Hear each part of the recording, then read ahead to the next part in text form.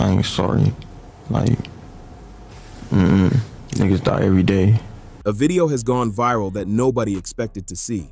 It shows the man responsible for Pop Smoke's death walking around with a black eye, visible bruises, and a face that clearly looks like he had just been in a serious altercation.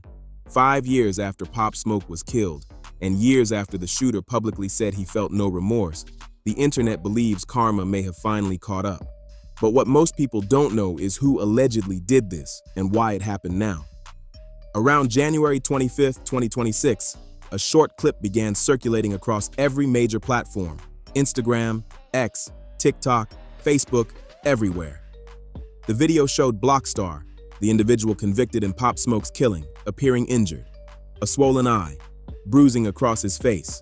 No police report, no official explanation. The most shocking part? He filmed himself. Shortly after the incident, he went live or recorded himself and showed the injuries to the world. Within hours, major hip-hop pages picked it up. Say Cheese reposted the clip, and it quickly racked up millions of views, tens of thousands of likes, and hundreds of comments, most of them saying the same thing. Karma. About time. Do it again. I'm not sorry about nothing. No, it should never happen, but I ain't sorry. Almost immediately, speculation exploded. Social media users claimed New York affiliates, Pop Smoke supporters, or people connected to Brooklyn had allegedly caught him lacking. Others said it was unrelated LA street activity. Some pages labeled it a rumor, saying he was reportedly jumped, with no confirmation. There are no verified facts about who did this. But when someone known for killing one of the most beloved rappers of his generation appears beaten on camera, people are going to connect dots, whether those dots are real or not. The reaction online wasn't subtle. This wasn't just curiosity, it was satisfaction. For many fans, this moment felt like street justice, something they believed the legal system never delivered. Blockstar was 15 years old at the time of the shooting. Because of that, he was tried as a juvenile under California law. Although his sentence was officially listed as 50 years to life, juvenile sentencing guidelines meant he was only committed to a state facility until the age of 25. In reality, he served roughly 4 years. 4 years for a life. That's why the reaction to this video was so intense. This wasn't just about a black eye. This was years of frustration boiling over, especially after his release.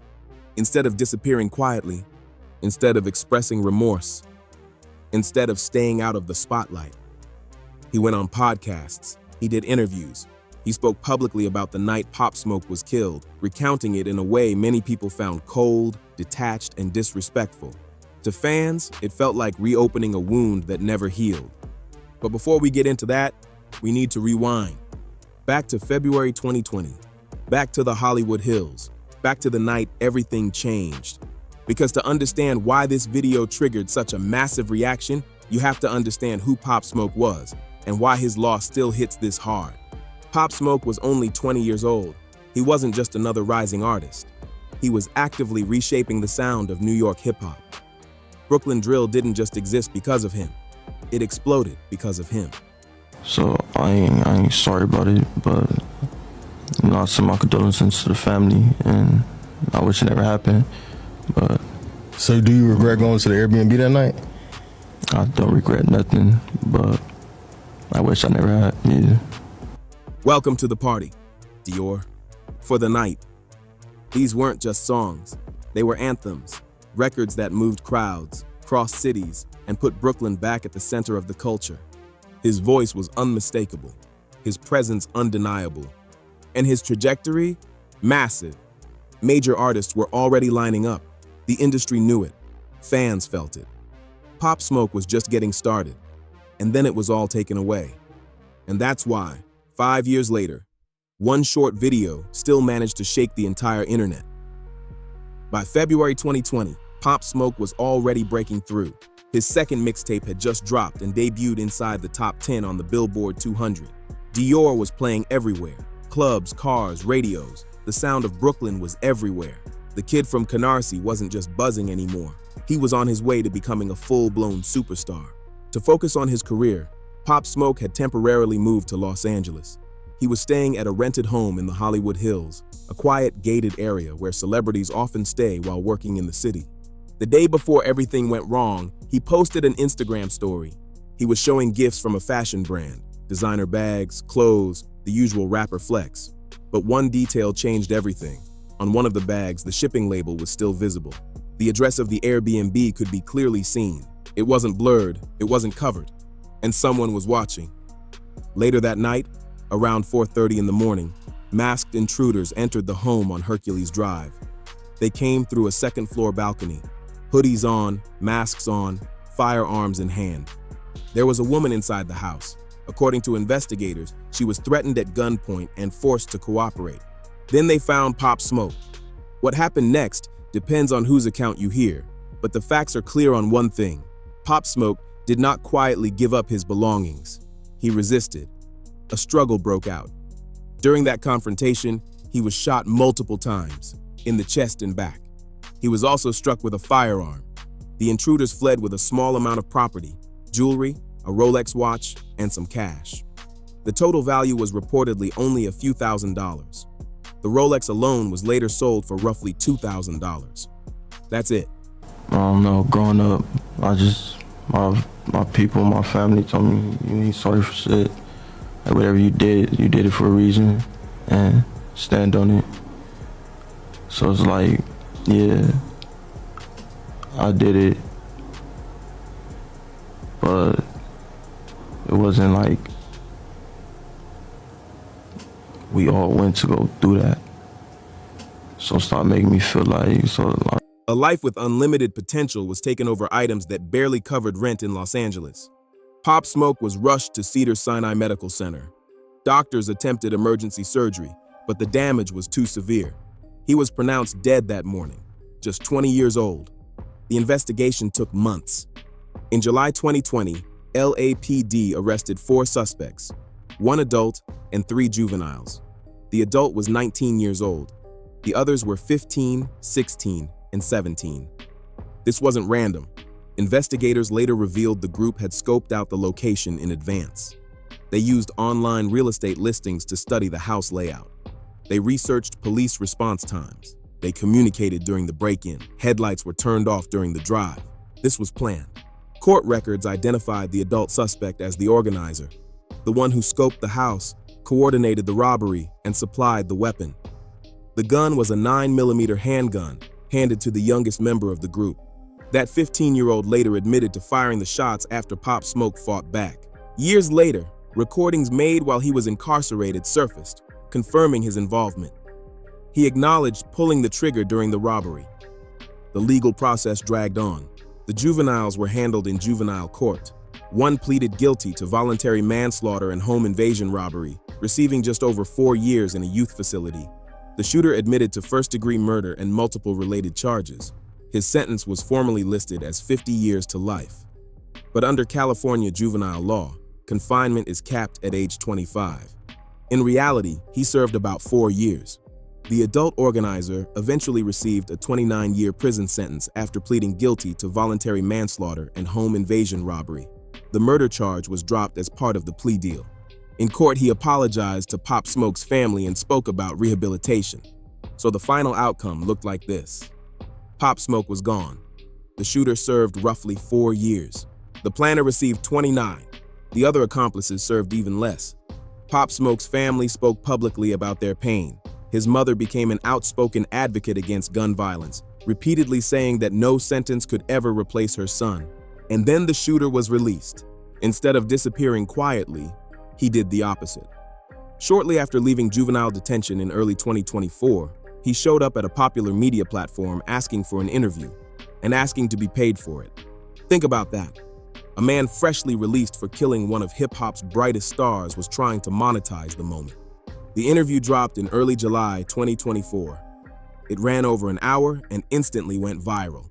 He spoke about his upbringing, his time in Compton, gang involvement, family issues, early arrests, even an attempted murder charge as a teenager.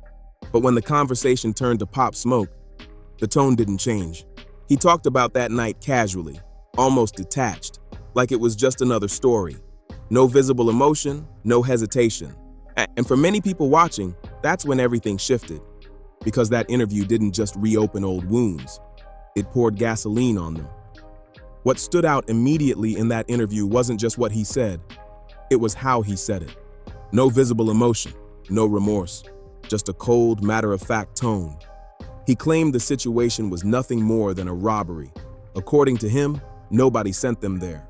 All the conspiracy theories were false. No setup, no inside job.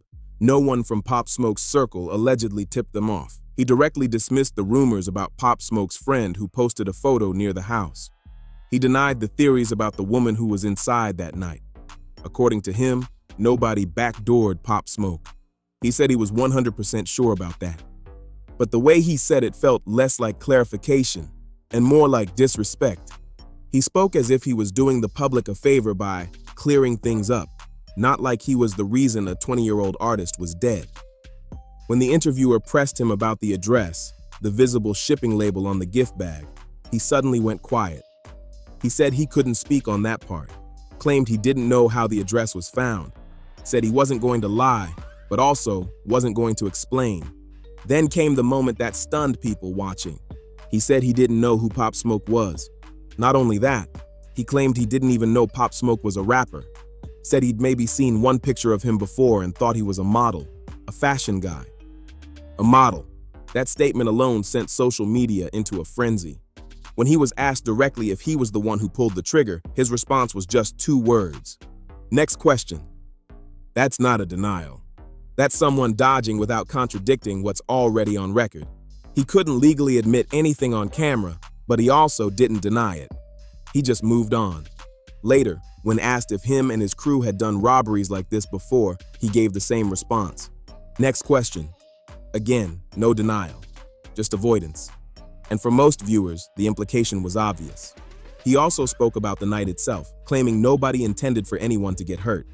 But then, in the same breath, he contradicted himself, saying there was too much movement. Movement from Pop Smoke. Movement from others in the house. Too much going on. So which is it? Was it an accident? Or was the situation out of control? Those are 2 completely different explanations. And the fact that he couldn't keep his story consistent while casually talking about someone's death is what really angered people. He admitted he was high that night, said he was on pills and not fully aware of what was happening. Think about that. A planned robbery, firearms involved, and he admits he wasn't fully conscious. Someone died as a result. But the moment that truly broke the internet came next. When asked if he regretted what happened, he said he wasn't sorry. He said it shouldn't have happened, but he wasn't sorry. People die every day, he said, and Pop Smoke was rapping about street life anyway. He added that he sends condolences to the family, but he's not sorry. That single statement alone caused outrage.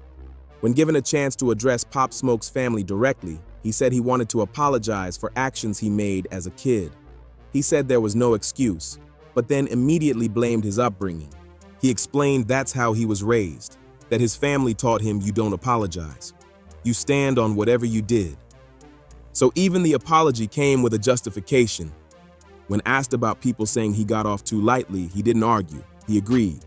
He said they were right. He did get off easy. But that's just California law.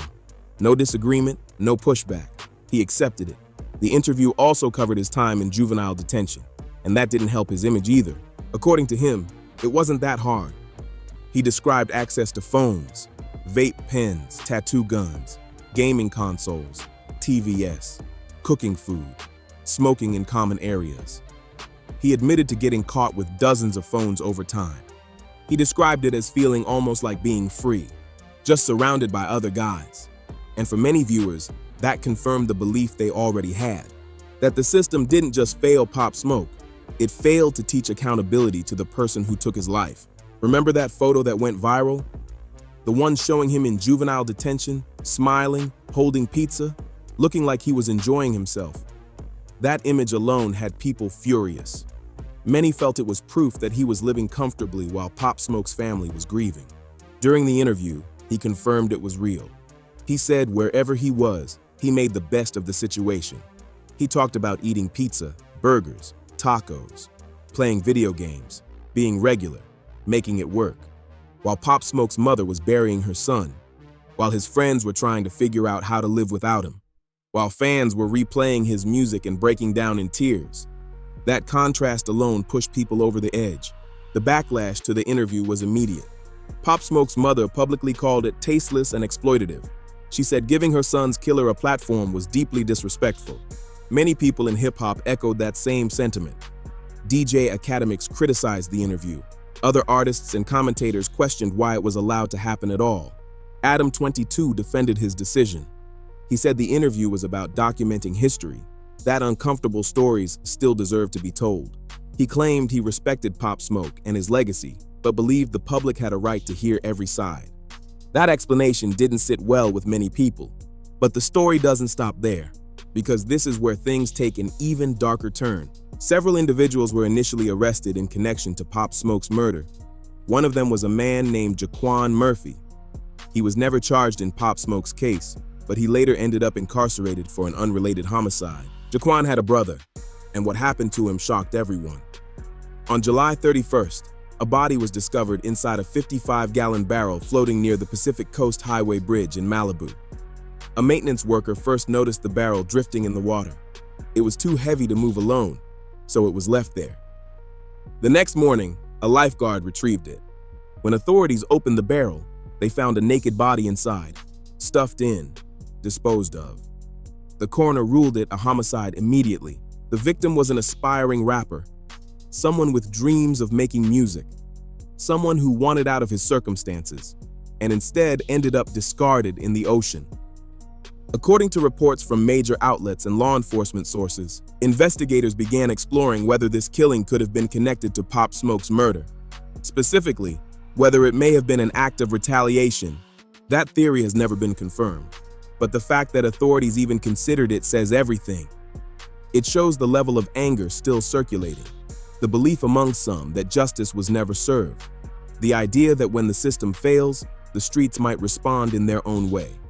And this is the context people were watching everything else unfold in, because after serving his time, instead of laying low, he started doing interviews, posting on social media, making cryptic references, moving like someone untouchable. To many people, it looked like he was wearing the label of Pop Smoke's killer, like a badge, not something to be ashamed of. And that matters, because the streets don't operate on legal technicalities. They don't care about juvenile sentencing laws. They care about respect, about silence, about not speaking recklessly about the dead. And from the outside looking in, he violated all of that. Every post, every interview, every moment in the spotlight. People were watching, taking note. Because Pop Smoke wasn't just another rapper. He was Brooklyn. His music was the soundtrack of the city, from Brownsville to Bed-Stuy. Dior wasn't just a hit, it was an anthem. Welcome to the Party played everywhere. The Woo wasn't just a movement, it was identity. And for many people, the idea that someone could talk about taking Pop Smoke's life so casually, like it meant nothing, that was something they were never going to forget. He really thought he could sit on podcasts and break everything down like it was nothing, talking about it like they were just kids being kids from the hood. But let's be real. Kids being kids is sneaking out of the house. Kids being kids is getting caught smoking behind the school. Kids being kids is not planning a home invasion and taking someone's life. That excuse didn't land, and neither did the attitude. There was also tension with people from New York. Individuals close to Pop Smoke started reaching out, demanding answers. One situation escalated involving someone from New York who kept pressing Blockstar's circle, saying the city deserved an explanation. The response from his side was dismissive. They said they didn't owe New York anything, claimed they had real problems in Los Angeles, that they weren't worried about people from across the country. Their enemies were right next door, not thousands of miles away. When asked directly if he would ever go to New York, he said yes. He wasn't trying to provoke anyone, but if someone came at him, he would respond. At the same time, even his probation officer was reportedly worried about his safety. His address began circulating online. Comments appeared claiming people had his location. His PO allegedly suggested taking him back into custody for his own protection. He refused. He even admitted to cutting off his ankle monitor after a violation. He did his time, but when the supervision was extended and the attention kept growing, he said he wasn't going to let the system lock him up for his own safety. He said he wasn't scared. He wasn't going to hide. He wasn't going to PC up because of internet threats. And that brings us back to why any of this still matters. To understand the anger, the emotion, the reaction, you have to understand who Pop Smoke was. Bashar Baraka Jackson was born July 20th, 1999 in Brooklyn, New York. He grew up around street life, affiliated with the Crips, but he was also genuinely gifted.